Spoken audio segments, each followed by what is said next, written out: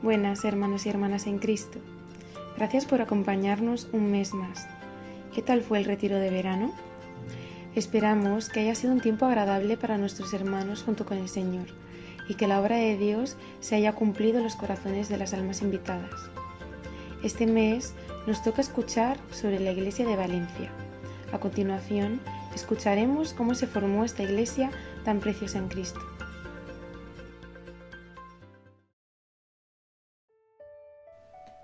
En la iglesia de Valencia, el pastor Sergei sirvió como misionero desde 2010 y después de irse a San Petersburgo, Rusia, hace 6 años para la misión, el pastor Chol Seung Lee está actualmente compartiendo comunión junto con la iglesia de Valencia.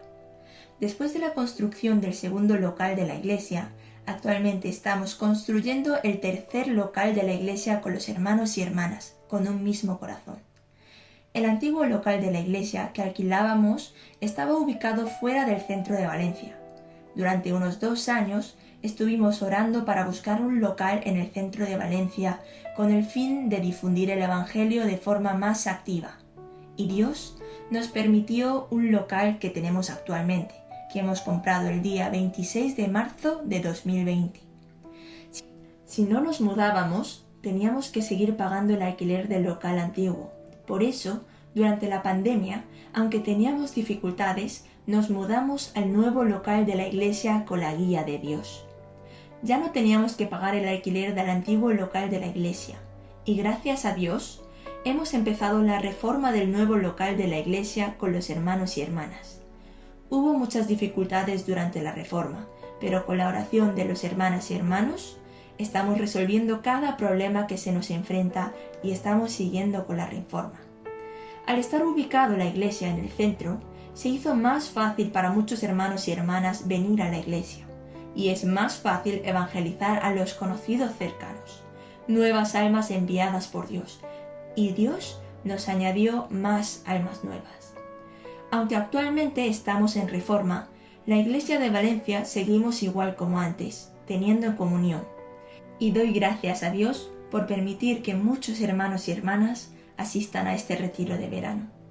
Y durante la reforma de la iglesia, el punto de misión de Castellón, que se encuentra en el camino de Valencia a Barcelona, se independizó en octubre del año pasado, y ahora están reuniéndose todos los miércoles y domingos.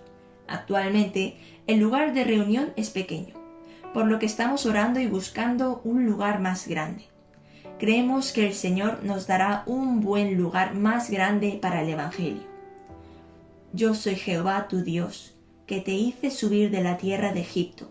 Abre tu boca y yo la llenaré. Salmos capítulo 81, versículo 10.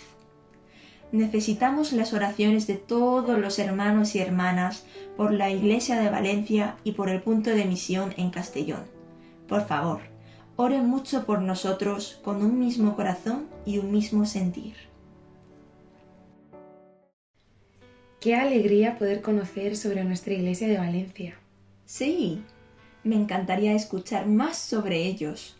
Qué bien que vamos a escuchar el testimonio de la hermana Elizabeth de la Iglesia de Valencia. Hola hermanos, soy la hermana Elizabeth. Soy boliviana y llevo viviendo ya 15 años en Valencia, donde me acogieron muy bien. He recibido la salvación el 19 de febrero del año 2016. Mis padres me inculcaron la palabra desde muy pequeña, en especial mi padre, pero no asistíamos a ninguna iglesia. Cuando me hice adulta y creé una familia, asistía a muchas iglesias queriendo encontrar esa paz, pero siempre mi corazón estaba triste y vacío, con miedo de irme al infierno, porque yo consideraba que por ser buena persona y ayudar a los demás, Dios me consideraría su hija y me salvaría del infierno. En el año 2015 conocí la iglesia de Valencia mediante una amiga que nos invitó, y desde el primer día sentí que estaba en el sitio correcto. Los hermanos me recibieron con mucho amor y paciencia. En el año 2016 recibí la salvación escuchando el seminario en la casa de un hermano. Entendí perfectamente que mi posición era la de la más pecadora, pero aún así Dios me amaba tanto que dio su vida por mí.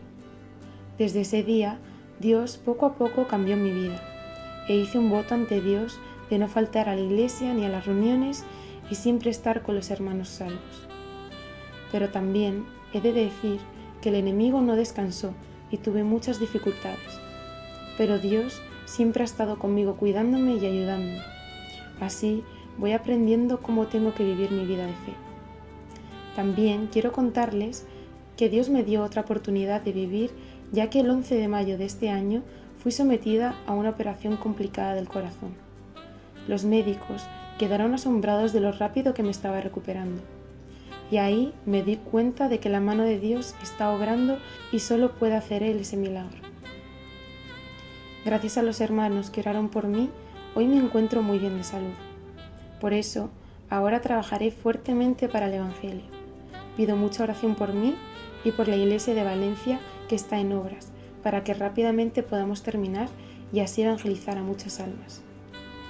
Y tengo una palabra plantada en mi corazón, en San Mateo capítulo 6, versículo 21. Porque donde está vuestro tesoro, allí estará también vuestro corazón. Muchas gracias, mis queridos hermanos. Muchas gracias a la hermana Elizabeth por mandarnos su precioso testimonio y a continuación vamos a escuchar el testimonio de la hermana Sandra de Valencia. Hola hermanos, soy la hermana Sandra Con de la Iglesia de Valencia.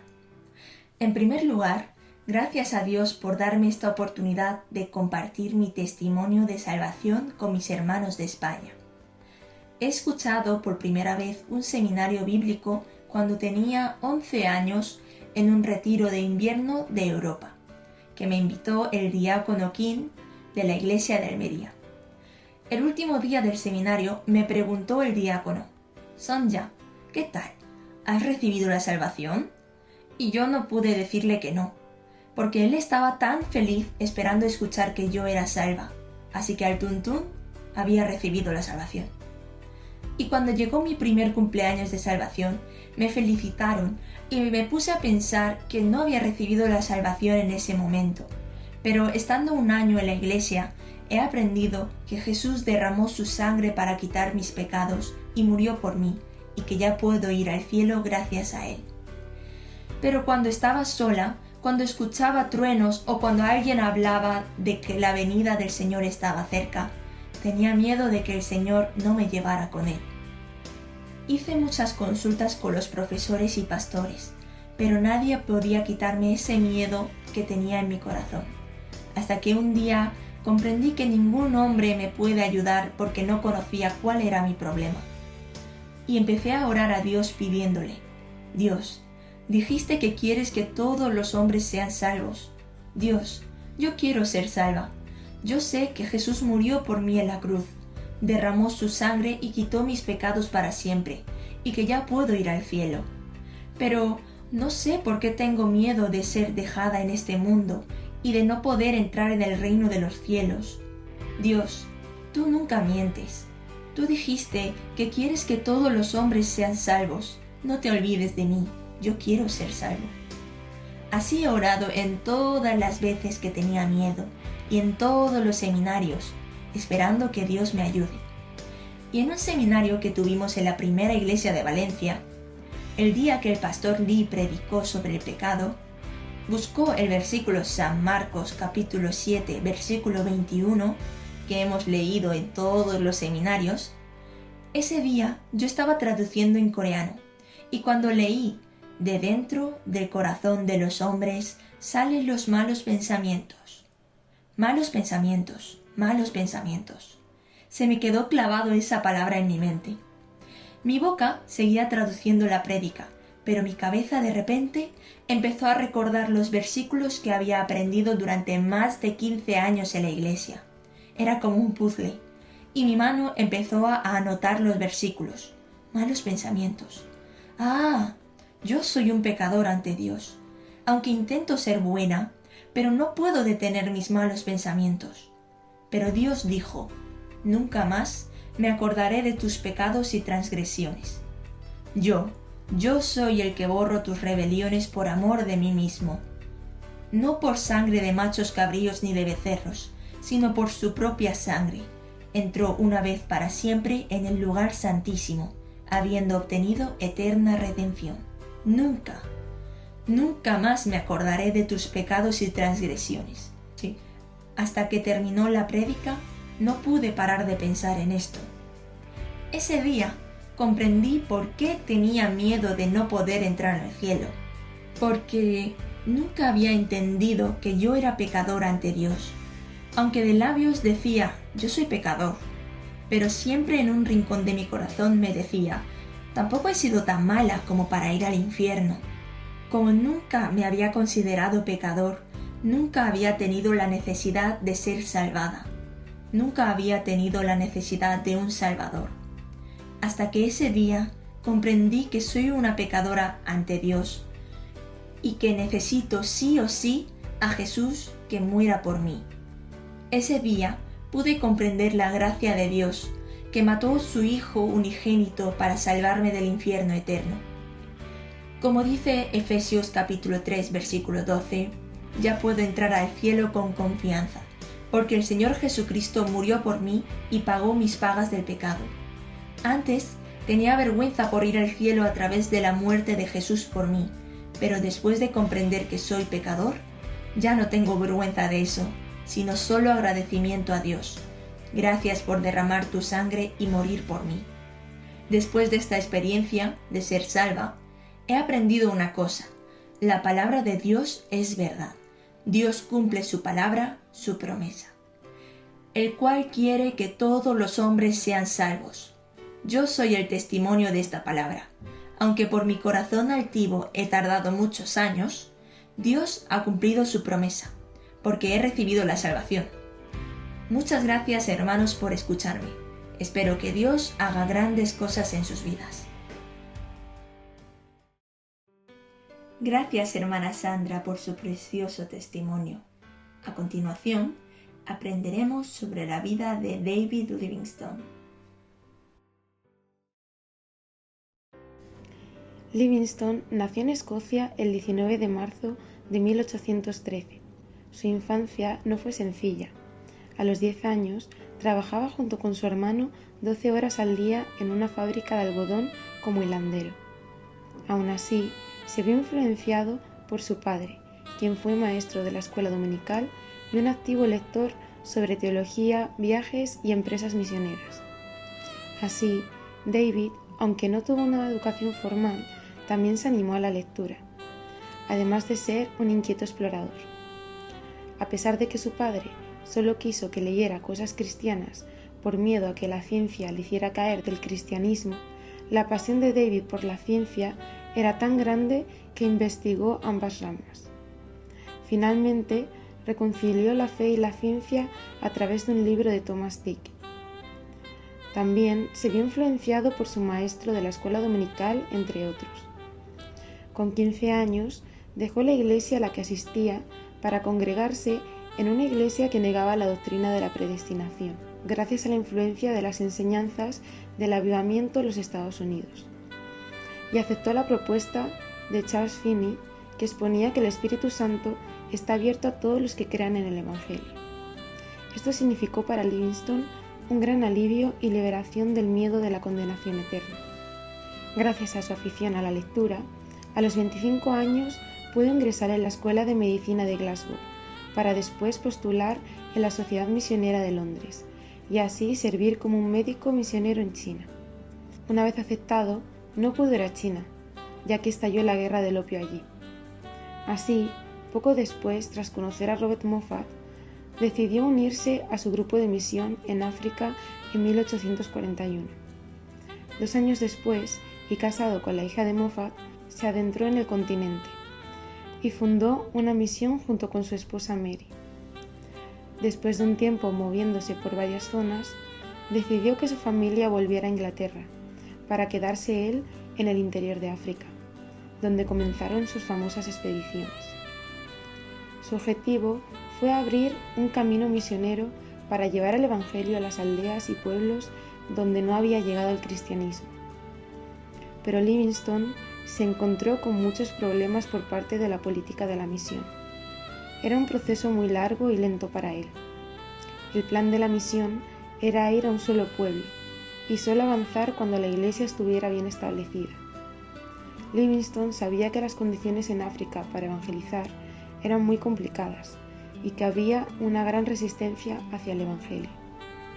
David quería llegar a ellos de otra manera más positiva, ayudándoles a desarrollar su comercio y aprendiendo sus costumbres, contraria a la mentalidad colonial que tenían algunos misioneros. Esto le causó problemas con los africanos, un grupo de colonos europeos que quemaron su estación y robaron sus animales para expulsarlo. Además, también se vio envuelto en problemas con la Sociedad Misionera de Londres, pero esto no dejó que le influyera y siguiera como misionero siguiendo con sus expediciones.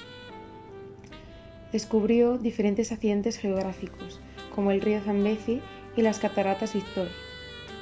Fue reconocido por la Real Sociedad Geográfica y habló en varias universidades a estudiantes que aspiraban a ser misioneros en África. En 1864, Livingstone volvió a Inglaterra tras una fallida expedición, durante la cual murió su esposa, pero 2 años después volvió al continente para buscar la fuente del Nilo. Pasó varios años sin dar señales de vida. Nadie le pudo encontrar hasta 1871, cuando un famoso reportero del New York Herald le encontró. Finalmente, murió en 1873 y fue encontrado en una posición de oración. Llevaron su cuerpo a Inglaterra, pero sin embargo, su corazón fue enterrado bajo un árbol en África.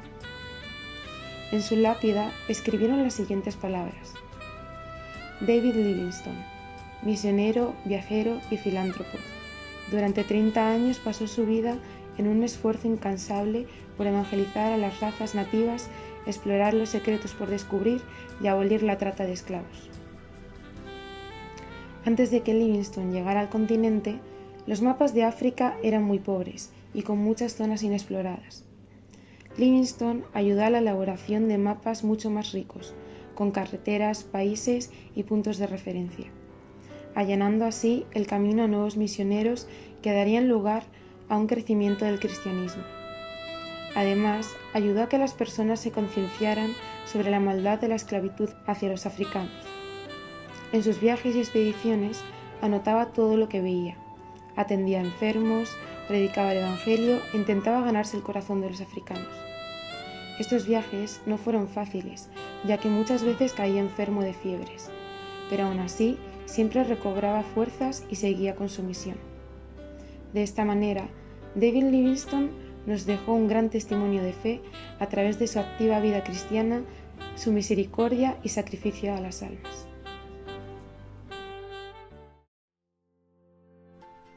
Para las noticias del mes de julio tenemos los siguientes seminarios.